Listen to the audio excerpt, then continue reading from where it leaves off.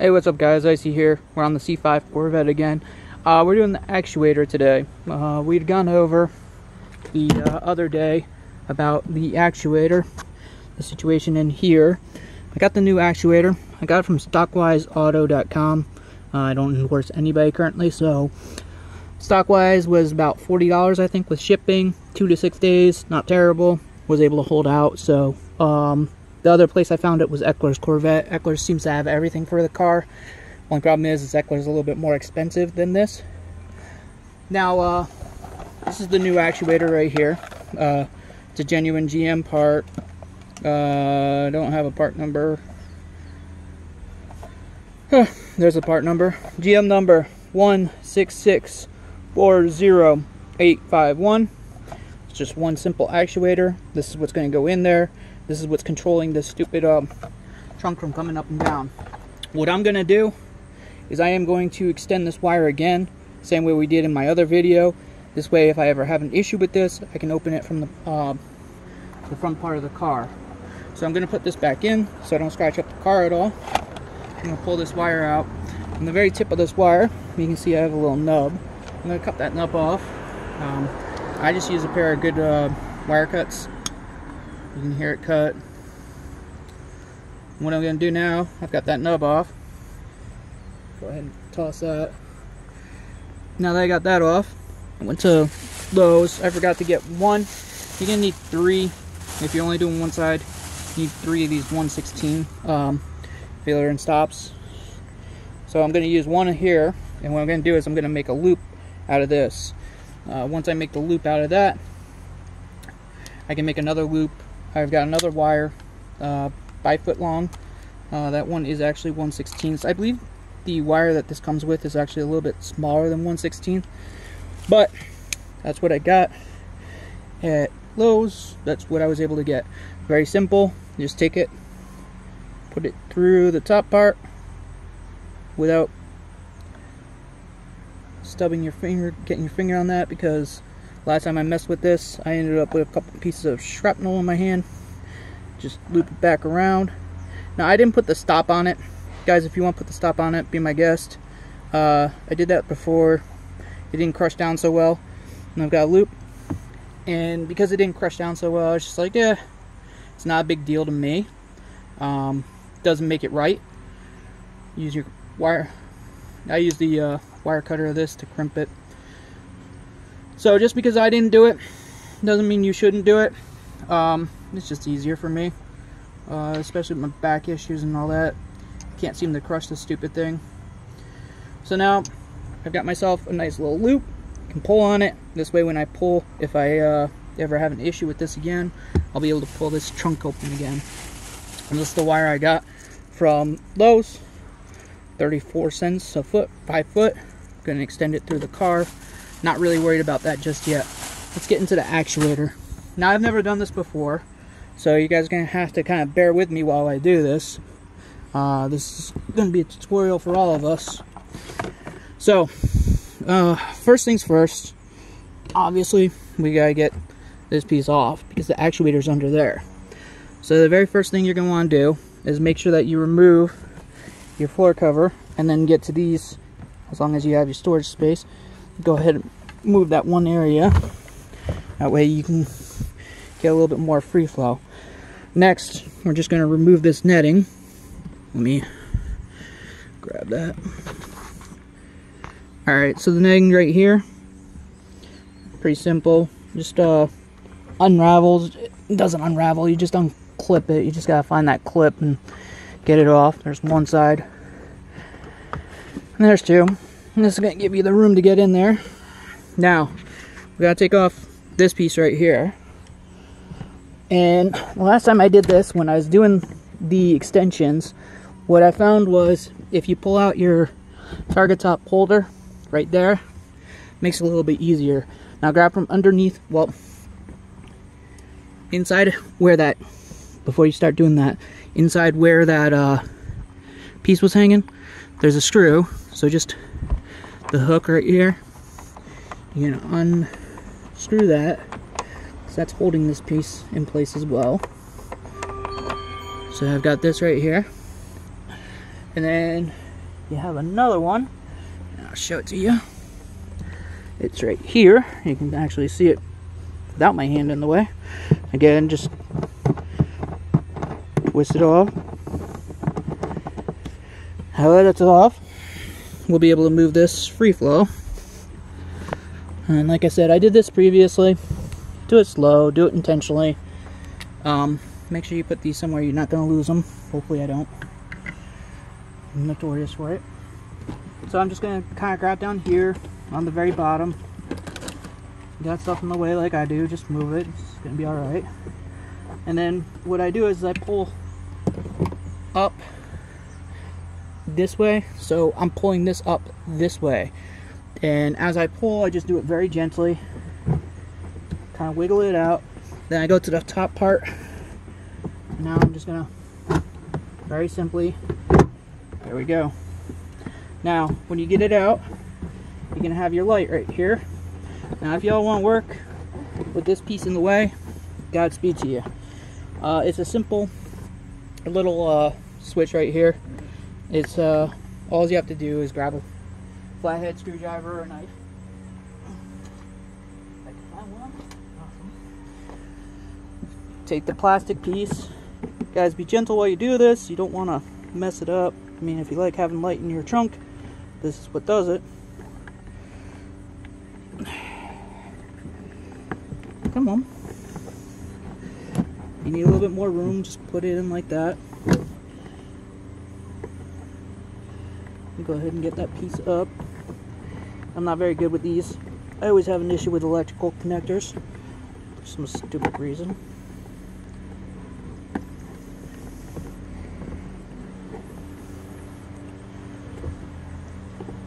Try not to pull it on the wires like I have been. Pull it on the black. That way while you pull, you don't rip the wires out of the piece. Me, I've done it enough times that if I had to, I could rewire it and not really care.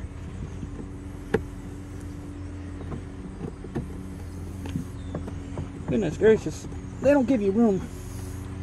Might be easier to pry it out.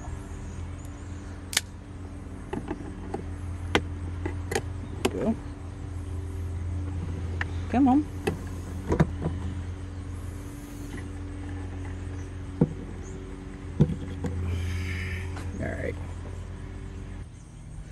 Alright, so we got it. Just pull this piece, move it away from here. So now, I'm in here. You can see this is my extension from before. Move the camera a little bit so y'all can see everything. And this is what I'm going to remake. It goes all the way through the car up to the front. If you want to see how to do that, just watch my other video. I'm not going to show that one today. So, we got the actuator right here. This is the actuator. This is what's not functioning. Pretty simple part. It's got 2 bolts here from what I can see, and 1 bolt here from what I can see. Gotta figure out what size bolts they are. Undo the bolts, pull out the old one, put on the new. So what I always like to do before I start going crazy and disassembling everything, I like to look at the piece that I'm putting in. And I can see that this slides in, but it's got 2 screws on the back here. It's not actually held in by the bolts, it's actually held in by the screws on the back here. There's 2 bolts back here that I'm just going to pop out. I might be able to use an open-end wrench. They're kind of small. You might want to pull the whole piece out to do it. However you want to do it, just to go ahead and figure it out. I'm going to see if I can't get something in here. If I can't, I'm just going to pull out this whole piece. So let's get a ratchet out. See if we can't get inside of there. Alright, so we got the socket. Gonna go ahead and I'm gonna use the little socket. I'm gonna try and get in there first. Instead of taking out these 3, I'm just gonna take out the back 2 and pop the actuator out. I've got myself, I believe it's an 8.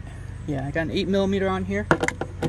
Just go ahead and get it in. If you have an open-end wrench, that's an 8. There you go.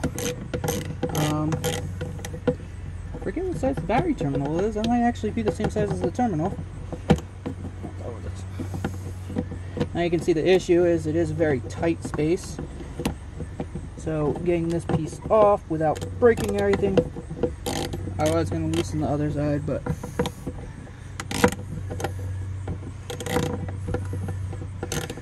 now when you're doing this, make sure you don't drop that like I almost just did. So now this is the screw right here. Put this off to the side. Get your other side. Just get it in there. Go ahead and rinse it off. Use your fingers at the end if you can. For whatever reason I couldn't pull my ratchet out. I prefer to do it by finger. That way I don't lose the bolt most of the time. In this case it's going to be a little bit tough. It's a sheet metal type of screw. Come on.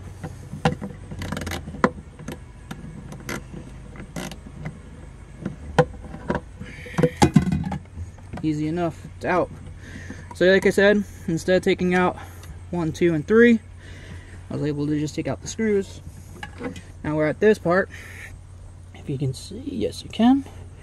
Right here it's got the stupid little connector. IC hates connectors. Simple as that. It's out, it's disconnected. Grab your new piece. You can also see the wire that goes down that I'm extending. Grab your new piece.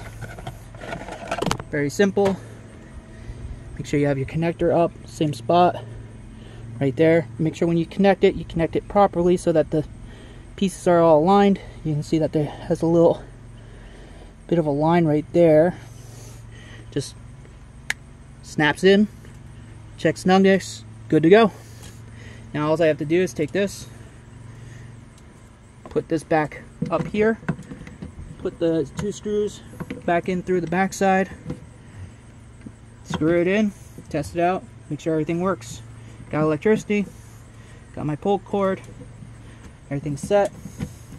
Like I said, we just have to get these lovely pieces back in, however you want to do that. Guys, feel free to do it however you want. Okay, so I just wanted to go over this real quick. I got the 2 screws started. I still have to tighten them. The easier way for me, might not be for you, I put this side in, the outside out, furthest from the inside of the car in first, and then I put this side in. Reason being, it was just a little bit easier to finagle it, so I just wanted to show you that. I'm going to tighten them. Alright guys, so I've tightened it. You can see it's nice and tight. I wanted to go over this real quick. What you're tightening into is going to be a piece of plastic. You have no metal. So as you're tightening this in, I do not know the torque specifications. So if you're trying to do a torque wrench, I do not have the torque specifications. What I did was I just did it until it was nice and snug. Do not overdo it. Nice and snug, piece isn't moving. I'm happy with that. If you are not, get yourself a torque wrench, get the book, and go ahead and make sure you know what you're doing. This is okay for me. It might not be okay for you. So I just wanted to review that, guys. So the next part is we just have to test it and make sure it works. So we'll go ahead and push the lock down. Locks in. Now last time I did this, when I went to hit the switch, I couldn't open it at all. So we're just gonna grab the keys and it opens. So now all I have to do is test it with the trunk closed and we'll see what happens. Alright, so real quick, we're outside the car, got the clicker, side comes up, which means it is now fixed. That easy. Now all I have to do is go ahead and put the covering back on it, put everything back together just the way we took it apart, and it's done. It's that simple, guys. It's not very hard. I hope this helps you. Hey, if it does, hit that like, hit the subscribe, guys. I've got other tips hopefully coming out soon. Be easy.